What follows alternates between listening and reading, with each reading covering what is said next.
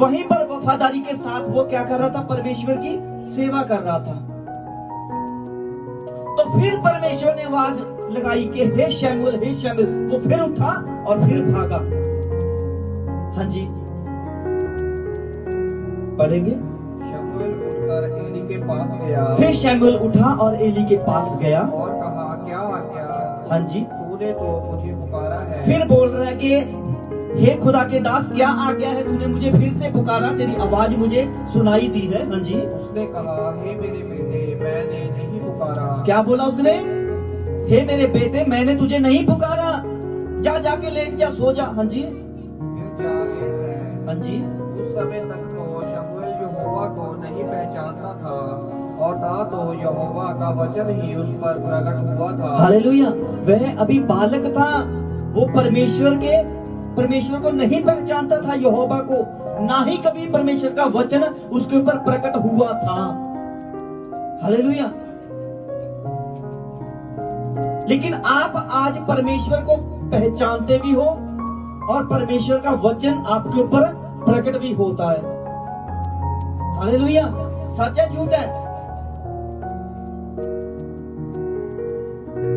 तो फिर आगे क्या हुआ? फिर तीसरी बार यहोवा ने शमूएल को पुकारा। फिर तीसरी बार परमेश्वर ने, यहोवा ने शमूएल को फिर आवाज लगाई। समझ रहे हो आप इस बात को? वफादारी, ईमानदारी, एकजुट रहना, एक मन रहना, एक मसे के नीचे रहने का मतलब क्या है? परमेश्वर की आवाज कैसे सुनाई देती है फिर? हालेलुया। समझ आया? जो आपको पहले समझाया था उस बात को समझे आप कि एक आवाज इधर से आ रही है, एक उधर से आ रही है, एक चंडीगढ़, मोहाली से, दिल्ली से आ रही है आवाज। कहां कंफ्यूजिंग होएगी दिमाग में या नहीं? हाँ जी। मेरे तो लगता है उसने आवाज लगाई है, मेरे को लगता है उसने, मेरे को लगता है जिसमें मैं यूट्यूब पे जिसको देखता हूं उसने आवाज लगाई है मेरे को। सच है झूठ है? कंफ्यूज हो जाओगे ना, तो कंफ्यूज ना हो इसीलिए परमेश्वर ने क्या बोला? एक मसे के नीचे। वो शमूएल एक मसे के नीचे था, एक ही भवन में क्या कर रहा था? सेवा कर रहा था।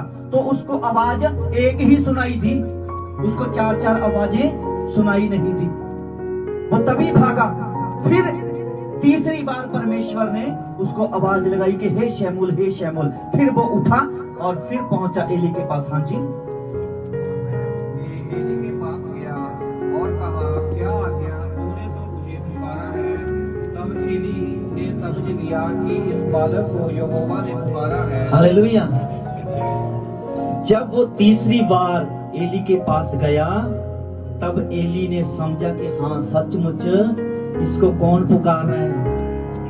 इसको यहोवा परमेश्वर ने पुकारा है, सेम आवाज में। क्यों? क्योंकि वह मेरे पास सेवा कर रहा है, वह एक मसे के नीचे, एक छत के नीचे है, एक ही भवन में वो सेवा कर रहा है, वहीं के नियमों को वो मान रहा है, वहीं की हदायतों को वो फॉलो कर रहा है। और वहां पर जब एली ने सोचा कि हाँ ये यहोवा परमेश्वर की आवाज है जो इसको सुनाई पड़ी है, तब क्या हुआ?